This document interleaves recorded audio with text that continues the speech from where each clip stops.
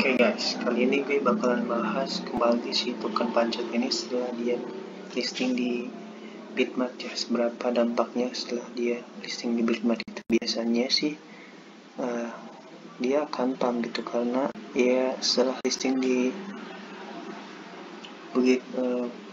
karena dia dulunya tuh bisa dapatkannya di PancakeSwap, dan sekarang gitu kita bisa dapetin dua cara, yaitu bisa di PancakeSwap dengan di Bitmart. Kita lihat dulu di roadmapnya ini, kita masih berada di kuartal kedua di 2021, dan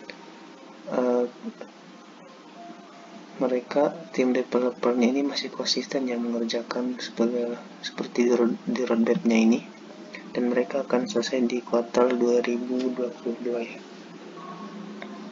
Ini gue masih apresiasi sih, karena mereka masih konsisten ya mengembangkan si token Pancatnya ini gitu. Oke, kita lihat di Bitmart guys.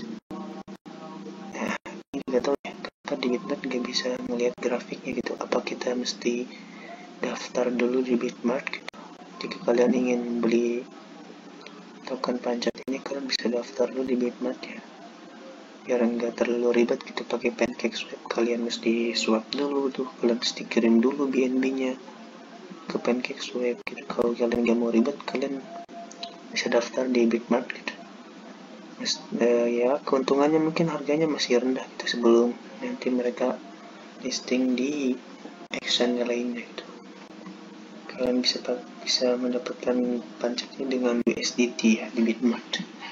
So kita lihat grafiknya di Dashguru aja, karena di Bitmart nggak bisa. Nah di sini, oke, ntar kenapa ya?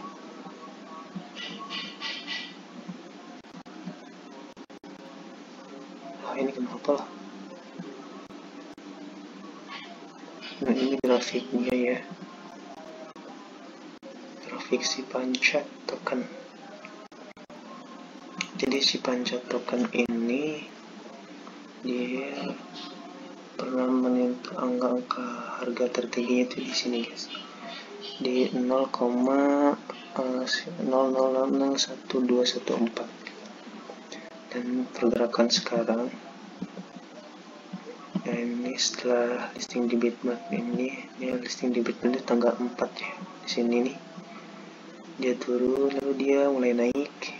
Nah ini gue pakai Fibonacci recruitment gitu ya. Ini pergerakannya ini dia tembus garis 0,618, terus dia naik dan dia kembali turun, dan dia mantul kembali guys, dan menembus si garis 0,382. Dia naik, dia turun kembali, dan dia mantul. Nah di sini kita bisa lihat bahwa secara historis biasanya grafik ini akan berulang gitu. Ketika dia bisa menembus garis ini, dia naik, kemudian dia mantul, kemudian dia turun, dan dia mantul kembali naik gitu. Dan di sini juga dia tembus di garis 0,382, dia naik, terus dia juga turun. Dan seharusnya ya, ini menurut gue gitu, bisa salah bisa benar gitu, karena terkadang gitu ketika kita menganalisa secara fundamental ataupun teknikalnya benar, tapi ada beberapa hal yang menyebabkan ya analisa dan teknikal ini bukanlah salah satu hal yang menentukan gitu. Karena seperti gue contohnya seperti koin doge lah, ketika kalian mungkin menebak secara teknikal atau fundamental si doge ini ke arah yang kalian inginkan, tetapi ke teknikal ataupun analisa kalian bisa dipatahkan dengan salah satu tweet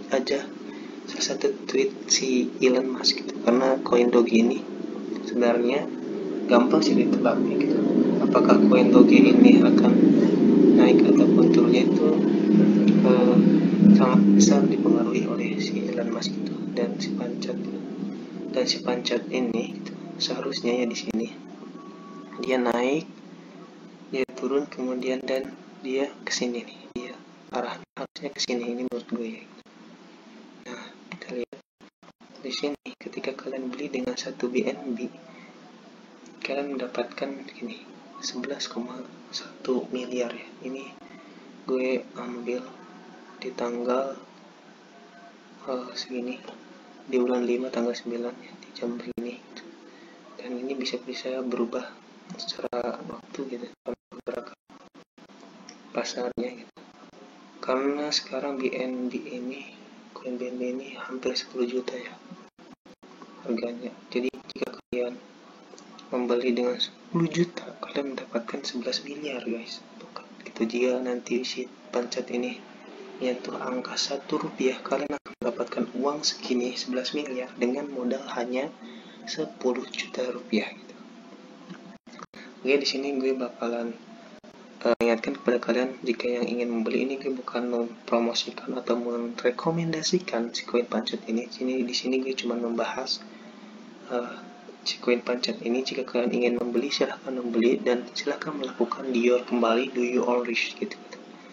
Nah, kalian lakukan riset kembali gitu, biar kalian tidak menyesal. Ataupun ke saran gue sih, kalau kalian ingin beli ya dikit aja dulu gitu, jangan all in gitu, karena kita nggak tahu si pancat token ini kedepannya akan seperti apa. Kalau menurut pandangan gue sih ya, pandangannya ini sangat baik gitu, karena dia bergerak dunia NFT juga. Dan sekarang NFT ini salah satunya itu dilirik dengan masyarakat yang apresiasinya tinggi gitu. Kita bisa lihat juga di sini itu beberapa token NFT di Twitternya si pancat ini. Oke, ini gambar pancat egg ya. Nah, kita bisa lihat di sini. Ini Twitternya pancat. Sekarang udah berapa ya pengikut? Udah 22,4 ribu ya. Udah cukup banyak. Kayak di sini, nah ini si pancat token ini menduduki urutan keempat ya di NFT Daily. Sini setelah Rari, Cilis, GB, dan setelah itu pancat. Setelah pancat itu mana? Oke, jika kalian bisa lihat di sini, nama-nama seperti Theta, ING, koin-koin ini sudah mana, sudah di GB, Cilis, ini koin-koin yang sudah listing di beberapa action gitu. Sedangkan si pancat ini dia baru listing di satu action ataupun di big market gitu.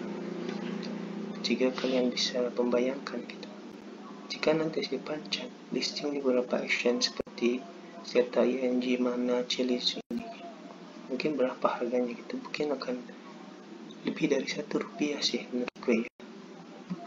So begitu dulu aja gitu. Jika kalian ingin gue bakal bahas koin apalagi, silahkan komen di komentar ya, di kolom komentar aja. Dan jika ada masukan, tulis juga di kolom komentar. Ya gitu aja. Yuk, assalamualaikum warahmatullahi wabarakatuh.